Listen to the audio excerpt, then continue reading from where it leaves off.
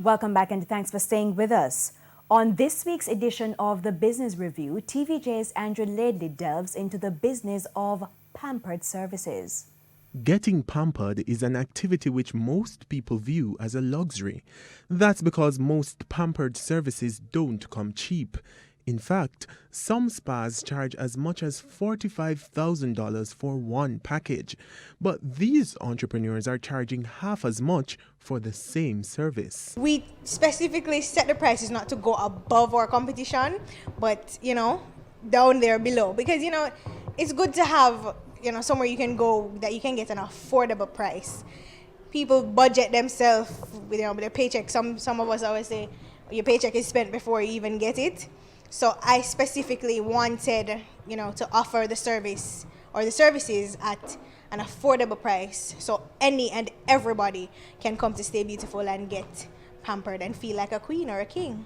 Director at Stay Beautiful Beauty Bar, Patrick Muir, says the company was designed to ensure people can afford the luxury while living within their means. We have packages that we've designed that will come up to as much as probably $9,000, $8,500, just to make sure you're comfortable. You can spend some of that money, pamper yourself, and still go and feed your family, pay your rent, and put food on the table. As Jamaica has no customer service, period. Government offices, private businesses, no customer service. It does not matter how much you spend, they treat you like dog.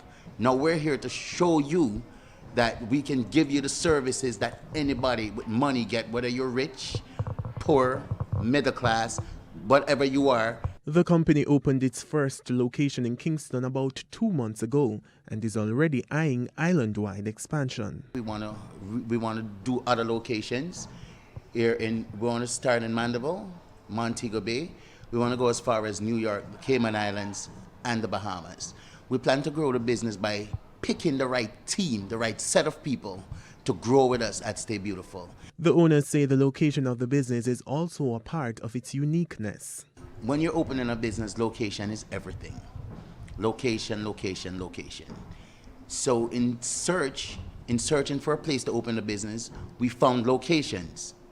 But when we got here, we realized that this was the location. So it's quite central. We're not too far and we're not in the hustle and bustle of everything. It's quite a relaxing feeling when you come through. As it relates to staffing, Mr. Muir says the company is currently recruiting. We've recruited over 30 people and we came back down to 6. We're looking for the best.